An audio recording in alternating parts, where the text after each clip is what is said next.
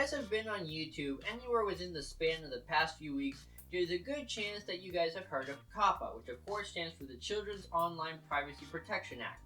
And I'm not gonna lie, it's had me flipping out a little bit. I have been a bit shaken by this, and I'm gonna get to that in a second. But first, why the heck should you care? I mean, if you live in Europe or anywhere else, you might be asking yourself, well, that's a United States law. That doesn't affect me. Well, unfortunately, that's not entirely the case. See, when we're talking about something that works on a global scale, whenever a law is run that affects that thing, even if it's localized to a certain area like a country or state, it does have a tendency to affect that thing, in this case YouTube, on a global scale. That's why a lot of times when certain things are run in certain countries, it affects countries on the other side of the world, even though they had nothing to do with the passing of that law.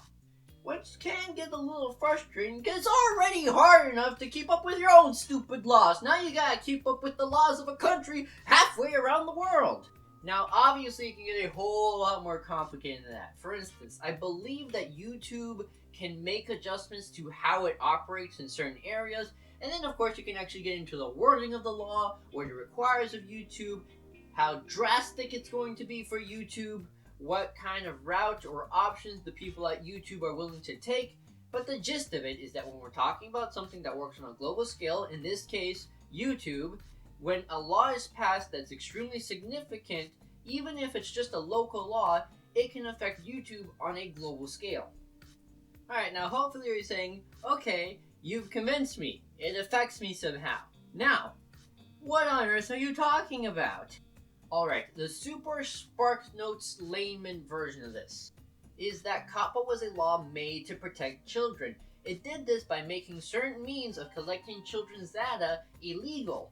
The original reason for this back in the day was so that the peoples in the white van offering children candy would have a much harder time finding them. So now, if you're like me, you're probably thinking to yourself, what the heck is the problem here? Like, that is a good thing. We want children to be safe. Why are you so concerned? Okay, here's the thing. It's been pretty obvious that the governmental laws of just about everywhere have a pretty hard time keeping up with technology and industries and how they grow. Now, understandably so, it can get really confusing when we get into the laws of technology and such, because for one, it's constantly growing, and for dos, with all the new things actually coming into existence on account of technology, it's kind of hard to figure out what was a lot simpler before. Take retweeting, that's the perfect example. Before, when somebody, say, made a book, and then somebody had another book with all the words merely identical to the first book, you could pretty much say, yeah, this guy ripped off this other guy. But then we get into things like retweets and reposting. These kind of things can make laws kind of hard to handle.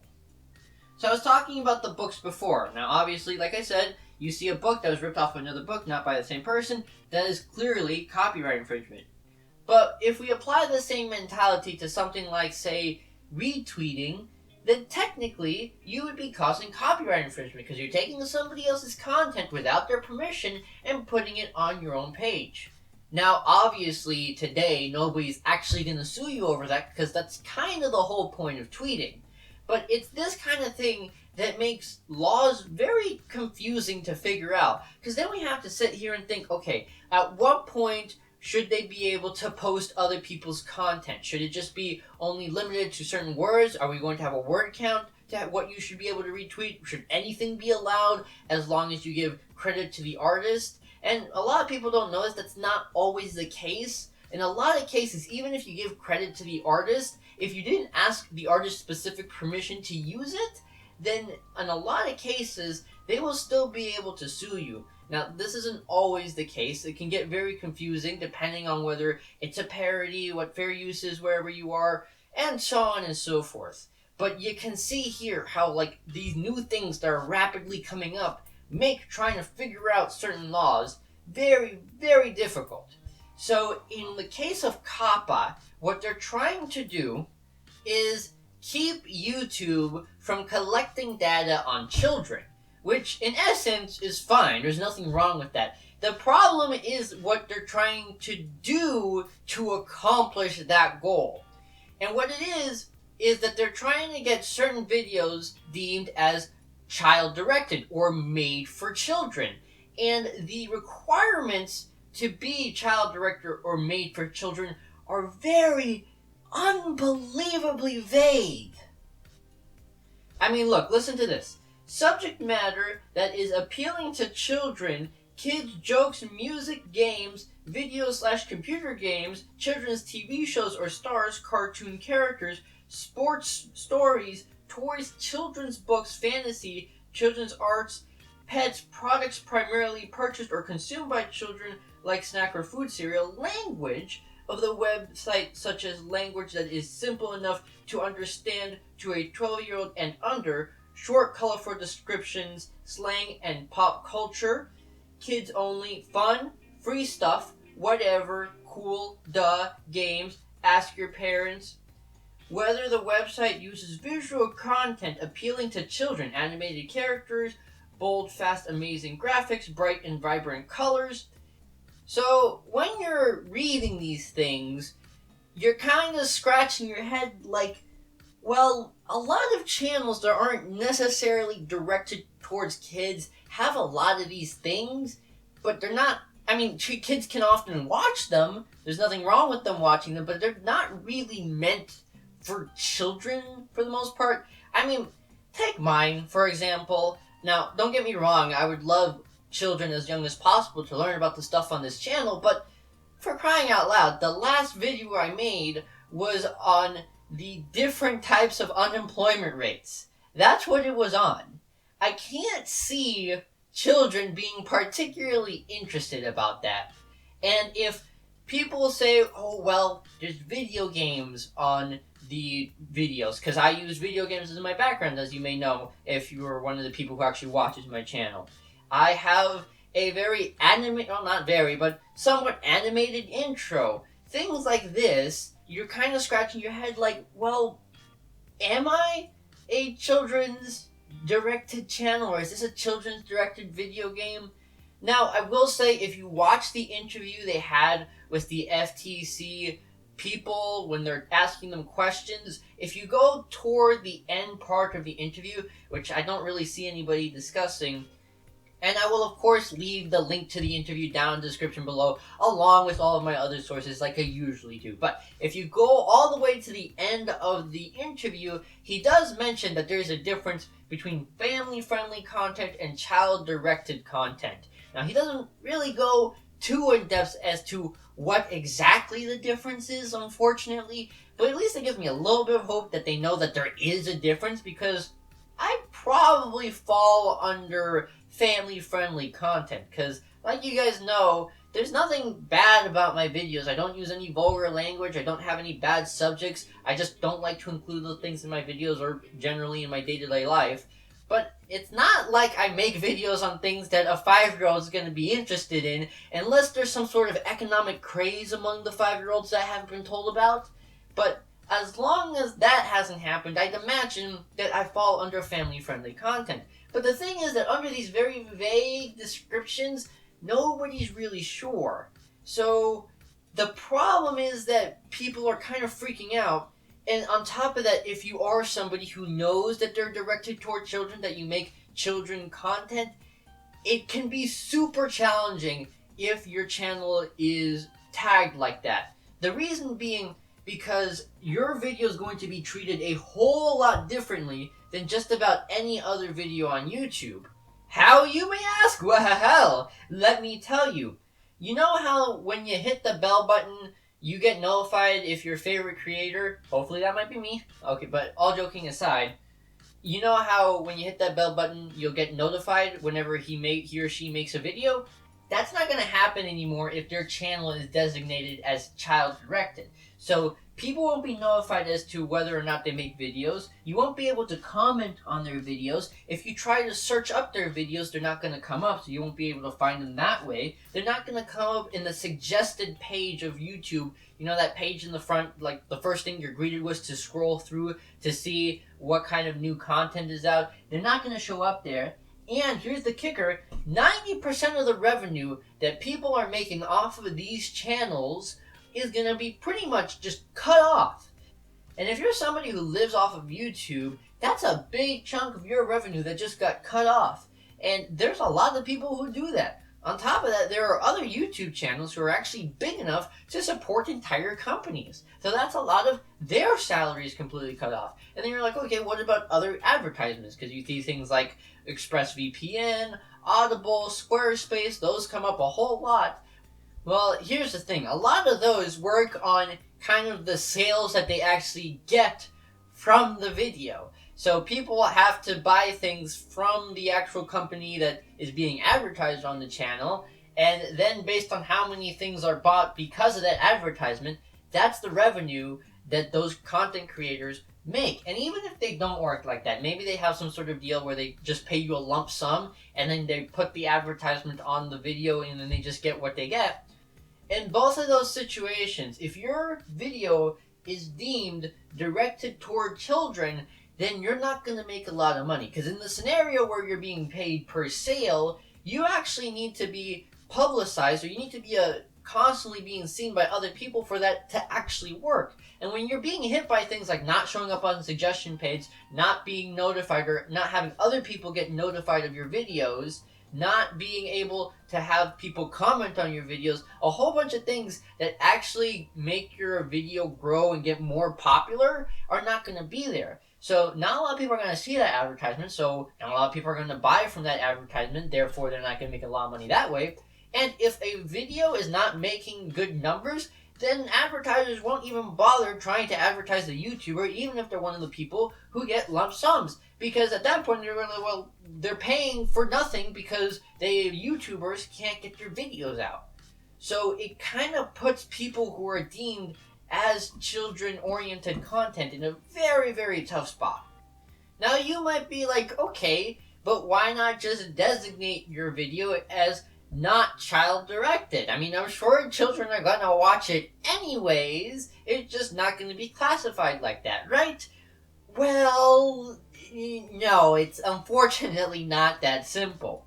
The thing is that prior, it was that YouTube would be held accountable for what the people posted.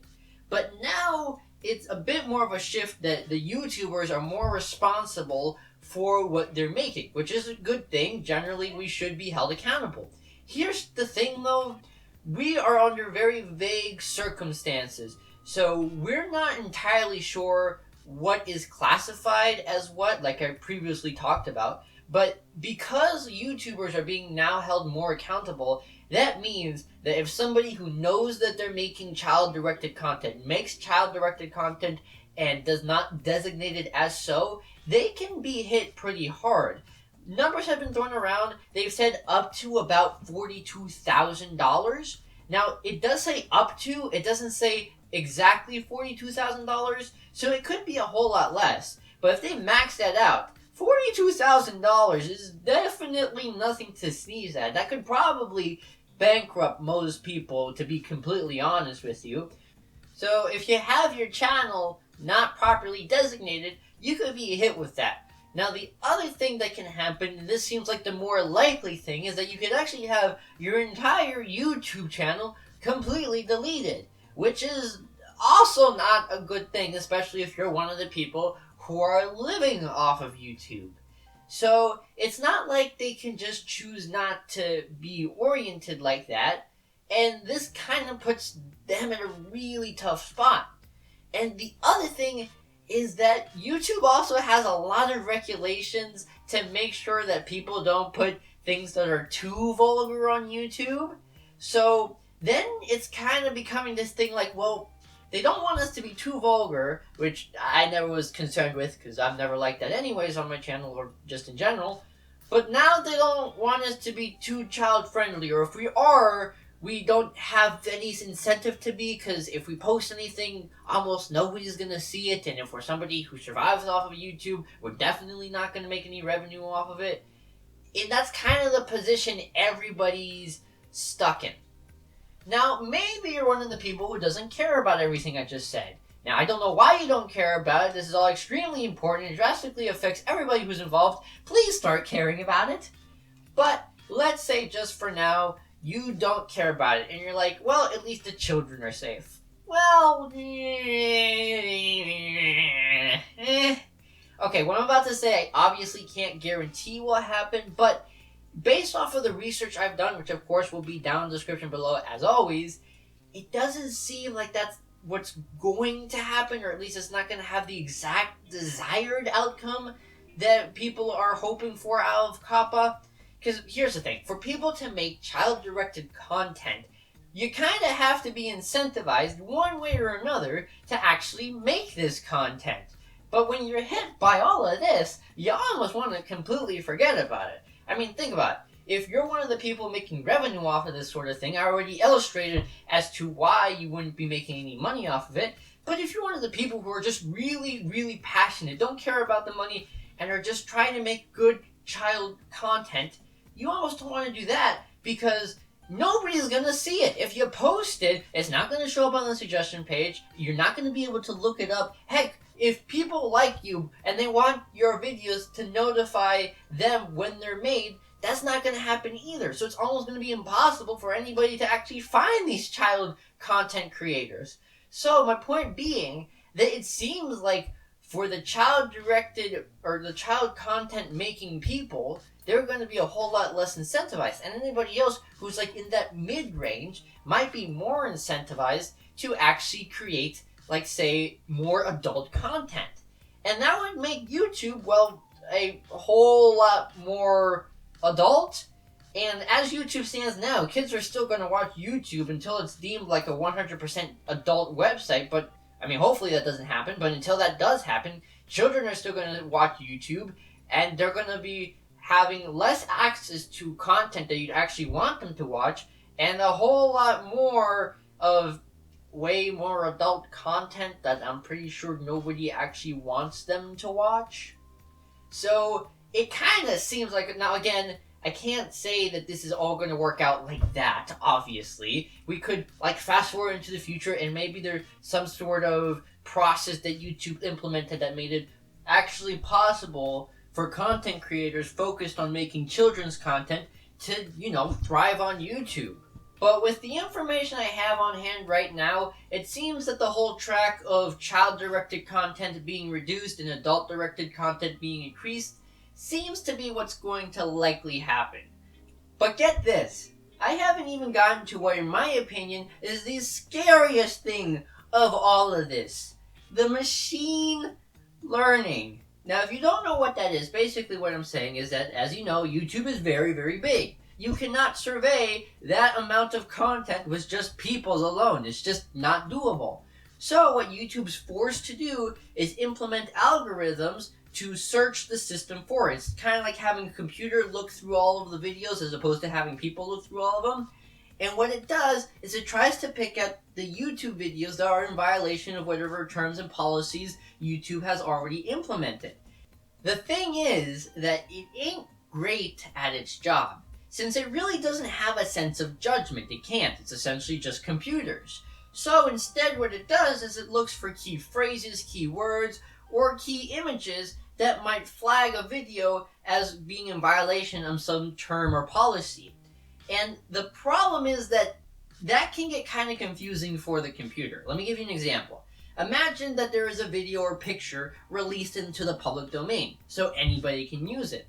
Thus, a news outlet decides to use it for whatever reason. Now let's say that I decide to use that same public domain content in my video. So far we're fine. The problem comes when the algorithm looks at my video. It sees that it has similar content to the previous news outlet video, so it thinks, oh, this video is clearly ripping off this other video I just saw. So then my video gets flagged for copyright infringement. Now obviously, I did not copyright infringe on anything, neither did the news outlet. But because the algorithm isn't the best at judging, I might still get flagged. And these kinds of things happen constantly. Now, it does tend to get better over time as things get fixed. YouTube realizes what kind of mistakes the algorithm is making. videos or complaints are sent in to make certain adjustments, and so on and so forth. So it does tend to get better over time, but even now, it's not great. It's a major headache for a lot of the big YouTubers. I think smaller YouTube channels tend to be a bit safer from that because they don't have as many eyes on them, so it hasn't really been a problem for me yet. But for major YouTube channels, it tends to be a pretty big deal because things are flagged constantly, and everybody knows, including YouTube, that they're not supposed to be flagged, but because the algorithm isn't the best at making these kind of judgments, these kind of false positives happen. And the main concern here is that this algorithm is essentially going to be policing YouTube videos, and if it's determined that your YouTube video is child directed, and you say it's not, but the algorithm says it is, you could have major consequences, unfortunately. Now again, I'm sure this machine learning is eventually going to get better, but it takes a while, and even when it does get better, it's never really perfect. Now, a few things that, now that I'm thinking about it, I probably should have mentioned in the beginning. There's a few misconceptions or easy to misunderstand things that are going around, so I'm going to try to clarify a few of those. One of the things is that people are thinking that YouTube got sued.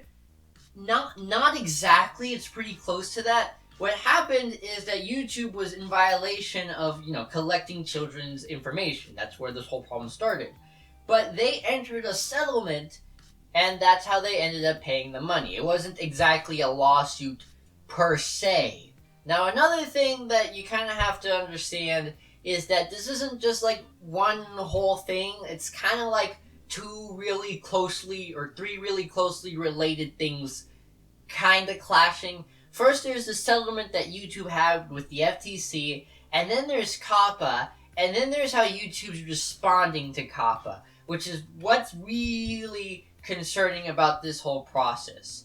And the other thing is that YouTube released a video explaining the changes, and they ended up saying, well, if you have any questions, ask a lawyer. Now, lawyers tend to be kind of expensive, even if it's just to look at things. And here's the other thing. Make sure that if you do end up asking a lawyer, they have already read through everything. I've heard numbers like 60 hours worth of research before a lawyer can actually determine a good decision. So just keep that in mind if you're going to ask a lawyer, which is a very good idea. Now, the other thing is that I've also been told because of how vague it is, you could end up asking two very legitimate, intelligent, and well-informed lawyers this exact same question or advice on this exact same topic, and they could end up giving you two different answers.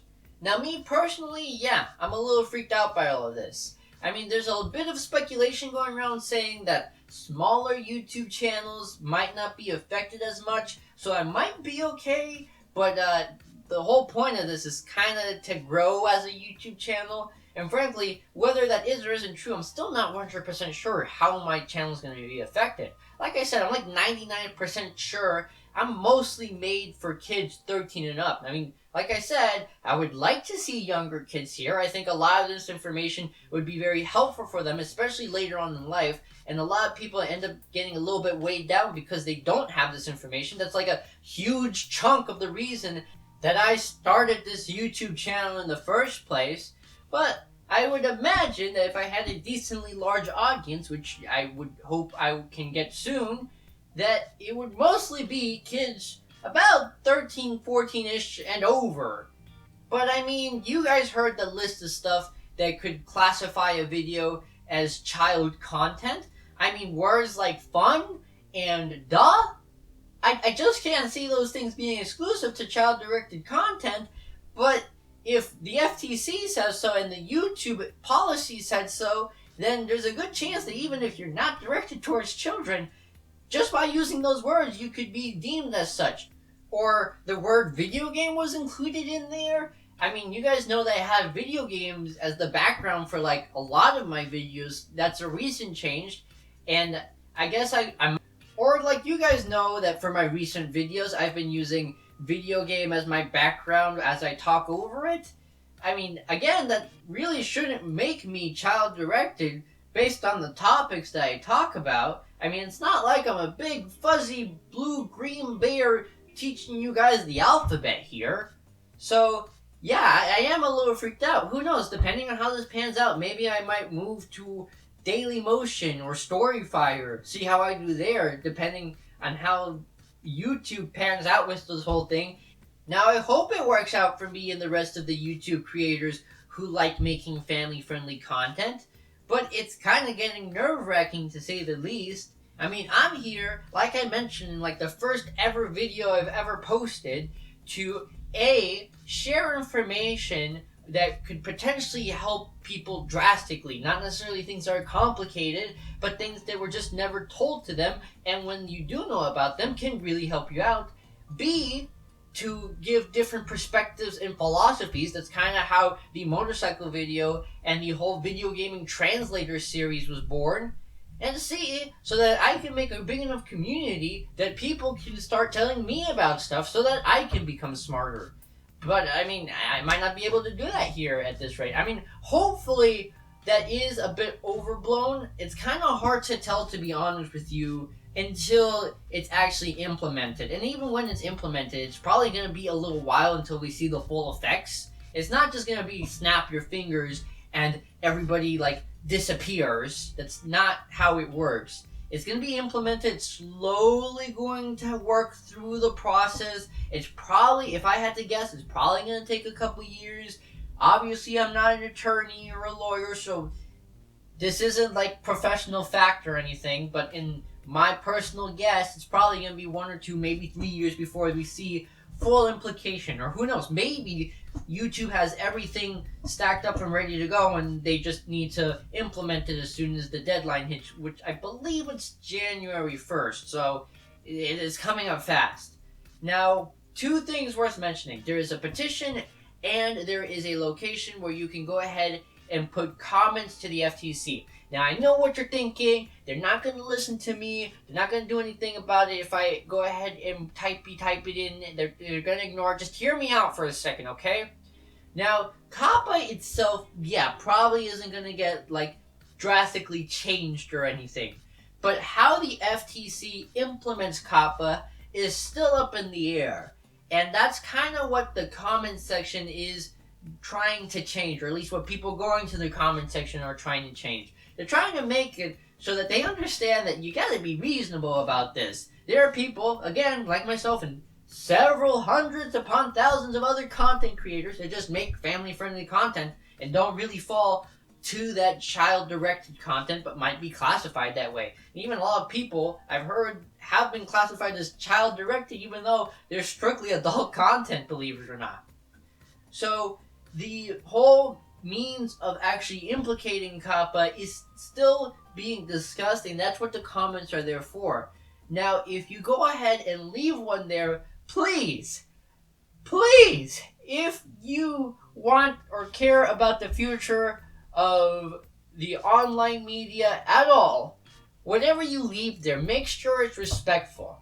Now, you might not necessarily agree with me. That's fine. I would like to think that I've maybe convinced you to at least take some concern about this. But whatever you comment there, be respectful about it. If you go there and, like, curse like a sailor to try to get your point across, there's a good chance they're going to be like, oh, it's just another whiny brat on the internet that thinks that they can tell us what to do. But if you go there and you go ahead and explain your different points and the logic behind it, at the very, very least, if someone does see it, they're going to be seeing something that's laid out and informative and makes legitimate points.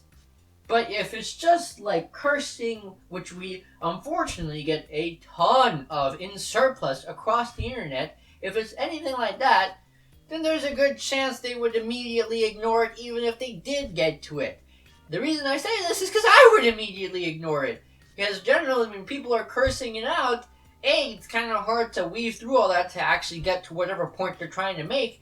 And B, yeah, generally when people are cursing out their point, they're just whining about it, as opposed to somebody presenting a logical argument, philosophy, and evidence to make their valid points. Now, if you do that, they're a whole lot more likely to understand what it is you're trying to say.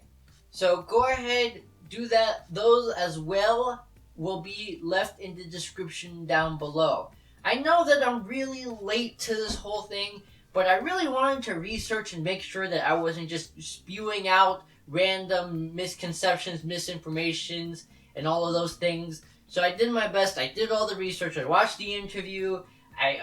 Everything I looked up will be down in the description below. If you guys have any more information on this, please leave it in the comment section down below, because I want to stay as informed as I possibly can. And I'm trying to do the same for everybody else. And guys, that's it. Hopefully, we're not coming toward the end of me being on YouTube. I'm hoping that's not the case. In any case, make sure to hit that bell button and that subscribe button. I post every other week. Hopefully I won't have to identify as child directed, otherwise that bell button would be completely useless. But in any case, go ahead and hit those anyways, and hopefully I'll see you the Sunday after next. Until then, hear nothing and listen to all. Bye guys!